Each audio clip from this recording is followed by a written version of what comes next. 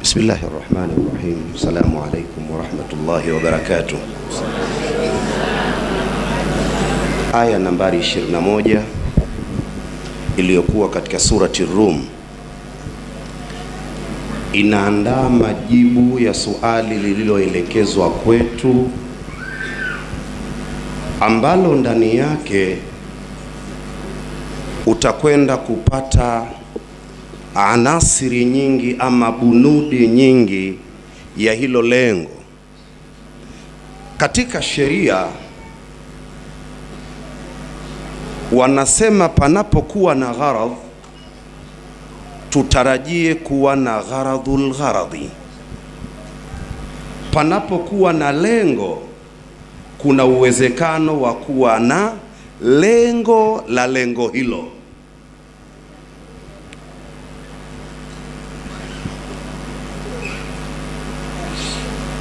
Wakati akili ya mwanadamu tunataka tuichukue na kuifananisha na sura aliyopita nayo Sheikh Uthman, kwamba akili ya mwanadamu ni sawa na bahari. Kuna wakati bahari inakuwa shwari na kuna wakati bahari inachafuka. Bahari inapochafuka ufika wakati Mungu akaleta vitu fulani kutuliza bahari ile. Na katika asili mwanadamu kuwa ni kiongozi wa dunia, alikusudiwa mwanamume. Mwanamume huyu ndiyo kiongozi wa dunia. Akili yake sasa kiongozi ndiyo bahari. Kiongozi ikichafuka, lazima Mungu kama alivyoweka kwenye bahari, lazima patapatikana kitu cha kuja kutuliza machafuko yale.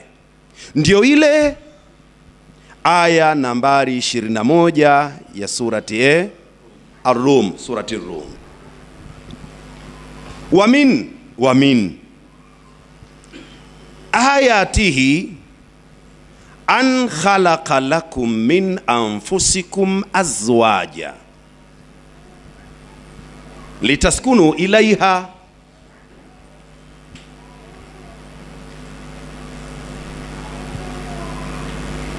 Zipo nyingi, lakini katika jumla ya kutaka kuona ile qimata riaya, vipi Mwenyezi Mungu anawasimamia katika kiwango cha hali ya juu zaidi, pale nyinyi viongozi wa dunia kwa nafasi zenu, imamu, shekhe wa wilaya, shekhe wa kata, kiongozi wa familia, mbunge, waziri wa mashaka la dhalika. Mungu pale alipowaumbieni kutokana na ninyi wenyewe azwaja. Kwa nini aliwaumbia hivyo? Lengo ndiyo hilo, litaskunu ilaiha. Lengo hili kalitaja mwenyewe Allah, ili ninyi pale mnapovurugwa mupate utulivu. Katika sura mbili, sura ya kwanza litaskunu ilaiha, ili ninyiwa na mume mupate kutulizana kwa wanawake hao, kwa kuchukulia kwamba hiyo imekuja kufanya kazi ya jamu ala itibari al-ifradi. Lakini wengine wakasema lengo la litaskunu ilaiha, Mungu amewaleta akina mama ili vile alivyowapa akina mama hivyo vitu vyenu mulivyo navyo viwatulize wanamume, muwatoe mapepe shekingine. Kwa litaskunu ilaiha, baadhi ya wafasiri wakasema kuna majazu na akli, kwa maana ya kwamba wanamume wapate kutulizana kwa vitu vyao. Kachanganyikiwa ndio lile gazeti namba 2 alilolisema Sheikh Uthman ibn Khamis. Anapoamua kukutuliza kwa mwendo wake, sasa unatoka zako. Huyu mtu kaweka simu alafu hajatoa yake mwenye MC. angetoa mlio.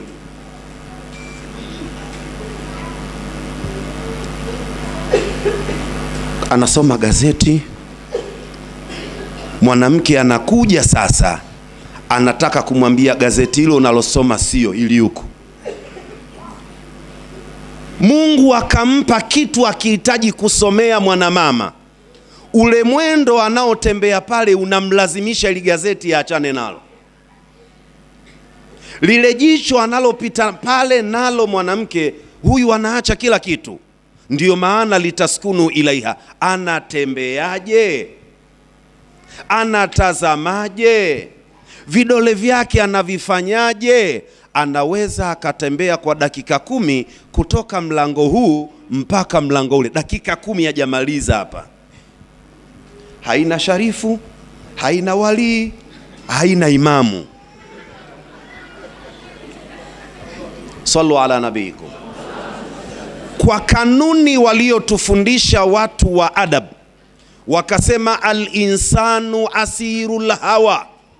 Kwa kawaida mwanadamu yoyote anakuwa ni mtumwa, anakuwa ni teka wa mambo mazuri mazuri. Mwenyezi Mungu akumfanya mwanadamu kuwa sawa na khumfisa, au wengine wanamuita khumfusa. Kuna mdudu mmoja anakaa porini kule. Watu wakijisaidia maporini, yeye anaona kama kaletewa biriani. Anaenda kuficha ule mzigo, anakula kwa bajeti kubwa kabisa. Yule Waarabu wanamuita khumfisa au khumfusa katika jumla ya majina yake. Kiumbe yule ili aishi sana, mpe vitu vibaya vibaya unavyoona yataishi sana. Ili afya yako, wewe mpulizia perfume, masaa 4 yafiki anakufa. Sasa mwanadamu Mungu akumuumba hivyo. Kitendo cha mwanamke huyu kuvaa mavazi fulani yanamfanya mwanamume anavurugwa na kama alikuwa na mastresi yanaondoka. Litaskunu ilaiha. Kwa kulizingatia hili nachomekea. Kwa kulizingatia yeye ndiyo utulivu wa dunia. Dunia ili itengenee ikae sawa, Mungu kamfanya mtengeneza dunia ni nani? Mwanamama. Na ndiyo maana kuna vitu Mwenyezi Mungu amemjulisha na kumpa mwanamama, hakupata mwanamume. Utaona hata lugha na ishara za mtoto mdogo haraka anayejua ni mama. Wewe na ushehe wako na uzee wako Sheikh Kiungiza uwezi kujua kwamba mtoto huyu analia, kichwa hiki kinamuuma, tumbo hili, njaa ama na nini. Mwanamke anajua anaumwa tumbo, ukimuuliza akakwambia nani, kwa kipimo kipi. Lakini Mungu amempa mwanamke hilo. Sasa kwa kuzingatia hilo, mwanamama ana nafasi gani? Uislamu ukamtengeneza mwanamke, ikamwambia wewe ndiyo shule, wewe ndiyo university. Hatujahangaika na vyuo vikuu vyote, natakiwa tuhitimu kutoka kwao. Wale wakikaa sawa sawa, basi kila kitu kitatengenea. Hadithi inayopatikana katika sahihu Muslim, Bwana Mtume Muhammad sallallahu alayhi wasallam akasema, man ala jariyataini hatta tablugha jaa yawmal qiyamati ana wa huwa kahataini fil janna. Atakaelea mabinti wawili vile inavyotakiwa mpaka wakafikia kwa kuiva kwa malezi, kujitegemea. Wengine wanasema kubalea, sio kinachokusudiwa. Anaweza akakuwa lakini bado ukamtelekeza kwa sababu umeelewa hata tablugha, akaja kubadilikia ukubwani. Maana yake mpaka na yeye akapata mahala pake, ukamkabidhi mume, malezi yako akaenda kuyatumia kule. Wewe siku ya kiyama utafika wewe na mtume bega kwa bega. Vijana wana lugha zao wanasema ngado kwa ngado peponi. Kwa hiyo wanamama mnatakiwa mujue, nyinyi ndio amani ya dunia, nyinyi ndio utulivu wa wazee hawa. Lakini ongezea, nyinyi ndio vyuo, nyinyi ndio madrasa, nyinyi ndio kila kitu. Mtume Muhammad katika riwaya nyingine ya katika Sahihi Bukhari alisema, man ibtuliya minan nisa'i bi shay'in fa ahsana ilayhinna kunna lahu sitran minan nari. Katika riwaya ya Bukhari, atakayepewa majaribu ya shida ya akina mama katika mafundisho katika maisha yao, alafu akamtengeneza na kumsaidia vizuri, tendo la kuwajali wanawake linakufanya wewe iwe ile tendo lile ndio stara yako, hifadhi yako ya motoni. Kwa hiyo baada ya kujua nafasi yao, munaambiwa sasa akina baba muna kila sababu ya kujali. Na ndio maana Uislamu ukasema tuwalee watoto, lakini mtoto mwanamke malezi yake yanakuwa mara mbili ya mtoto mwanamume. Mtoto mwanamke chungo lake liwe kubwa kuliko la mwanamume. Mapenzi ya mtoto mwanamke yawe makubwa kuliko ni mapenzi ya mtoto, kwa maana yeye kazi yake ni mapenzi. Baba umlee kwa vitendo mtoto mwanamke kwa mapenzi, ajue kumbe mapenzi ndiyo maisha, kwa sababu yeye kazi yake ni mapenzi, ndiyo kazi kuu. Ndiyo maana alitufundisha Sheikh Samiri kwamba kuswali, kufunga, kumtii mume ina maana ibada. Alafu akaongeza la pili linakaa peke yake, tabia. Kwa hiyo ibada na tabia, ongeza na la tatu niliolisema, ukiongezea na malezi, mwanamke katimia. Kuabudu, tabia yake na malezi, kwa maana yeye kulea, kashatimia mwanamke. Akipungua na kimoja katika hivi ni shida. Mwisho katika maswali, yeye mwanamke kuwa ni hivyo, yeye anafaidika nini? Mtu mmoja aliuliza, litaskunu ilaiha, wanamume sakina yao wanawake, wanawake sakina yao nini? Ndio maneno alisema nani yule Sheikh Kishki rahmatullahi alayhi, Kishki yule original wa Masri. Katika moja ya khutba zake alisema, wa man yuslihu almilha idha almilhu fasada. Sisi watu wa pwani, samaki ukitaka akae muda mrefu unampasua, unamtoa matumbo tumbo, unampaka chumvi, unamuanika. Chumvi inamsababisha samaki akae hata miaka 10, anakuwa ngonda, sio anakuwa nguru, sio anakupitia chumvi. Kumbe chumvi kazi yake kutengeneza kitu kisiharibike. Ikiharibika chumvi yenyewe tunatengeneza kwa nini?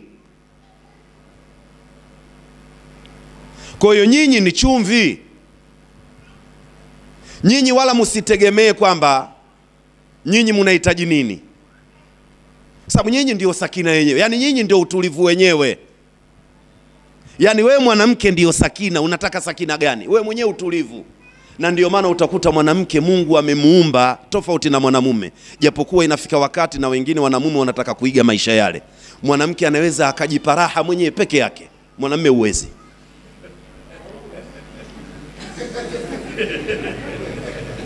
Dharura Mwanamke anaweza akajipa raha, na ndio maana unaweza ukamuona mwanamke ana uwezo wa kukaa saa nzima kwenye kioo, anajipa raha. Akaweka wanja, akaweka shadow, akaweka lipstick, si foundation, alafu anaweza akamua akafuta zote, anaanza upya. Akavaa pale, anajipa raha. Akajiangalia akapendeza, anavua zote, anachukua zingine. Yeye mwenyewe ni raha. Na akiamua ndani ya dakika 10 atasoma kasida 45. Ataimba kasida hii, anafurahi peke yake. Anaimba kasida hii, anatoka, anachukua kanyimbo waka, anaimba nakacho. We mpaka kwani yupo na nani? Ukienda yuko peke yake, muache, anajipa raha. We uwezi. Na mwanamke namna alivyomuumba Mungu, we uwezi.